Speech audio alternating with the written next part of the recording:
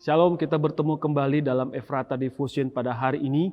Saya mengajak kita, Bapak Saudara, merenungkan firman Tuhan yang sudah familiar, yaitu dari Yohanes 3 ayat 16. Demikian firman Tuhan. Karena begitu besar kasih Allah akan dunia ini, sehingga Ia telah mengaruniakan anaknya yang tunggal, supaya setiap orang yang percaya kepadanya tidak binasa, melainkan beroleh hidup yang kekal. Bapak Ibu Saudara, hari ini adalah hari pertama bulan Desember 2020. Setiap kali kita memasuki bulan Desember, tentu yang kita ingat adalah Natal, ya kan? Apa itu Natal? Natal adalah waktu di mana Allah mengaruniakan anaknya yang tunggal, yaitu Yesus Kristus, kepada dunia, kepada setiap kita. Mengapa Allah melakukannya, Bapak Saudara? Ya karena begitu besar kasihnya, kasih Allah itu. Jadi begini, hidup yang berkemenangan adalah hidup yang digerakkan oleh kasih. Jadi Allah bisa mengalahkan dosa karena kasihnya akan manusia. Ada satu ilustrasi begini, katakanlah Jontor, dia baru lulus SMA dan mulai membantu ekonomi keluarga. Suatu kali pulang kerja, ia melihat mamanya sedang sakit batuk dan flu. Mamanya minta tolong ya untuk belikan obat. Tapi karena sudah sangat lelah, Jontor menolak permintaan mamanya ya dengan mengatakan begini, "Mak, aku sudah capek kali, Mak. Mau istirahat dulu. Bisa nggak besok aja, Mak? Atau suruhlah Kak Tuir yang belikan," kata Jontor. Kemudian Jontor masuk ke kamarnya dan rebahan di atas kasurnya. Ya, 5 menit kemudian, Bapak Ibu Saudara, rupanya HP-nya bunyi. Ada yang telepon dia dan dia mengangkatnya ya. Ternyata terdengar suara wanita, ya ternyata itu pacarnya, ya kan? Jadi pacarnya katakanlah mawar. Jadi dibilang begini, "Tor, tolong belikan saya obat lah, saya lagi flu dan batuk nih. Bisa nggak kamu belikan sekarang dan segera ke rumahku?" kata mawar.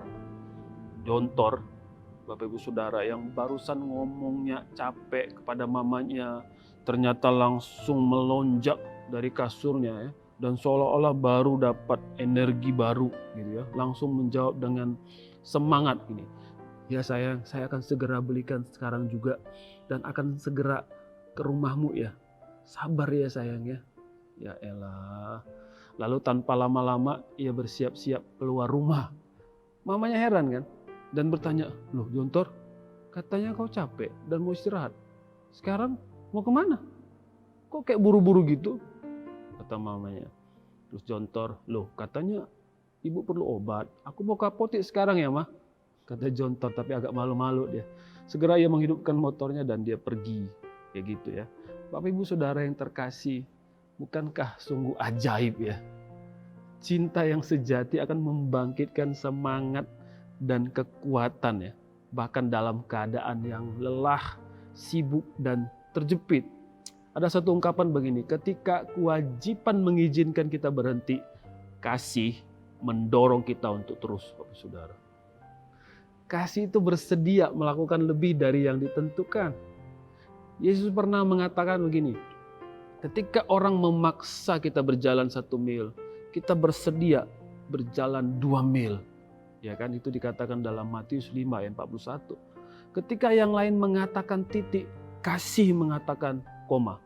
Ini tidak dipaksakan dari luar loh. Ini didorong oleh kerinduan dari dalam. Bapak Ibu Saudara, tidak ada yang bisa menghentikan Yesus menerima salib. Ya kan? Kasihnya lah yang mendorong ia melakukannya. Oleh karena itu, milikilah kasih Allah. Kasihilah Tuhan Allahmu dengan segenap hatimu, dan dengan segenap jiwamu, dan dengan segenap akal budimu. Amin. Kasihilah sesamamu manusia seperti dirimu sendiri. Natal ini akan sangat bermakna, Bapak Saudara, kalau kita hidup saling mengasihi. Shalom.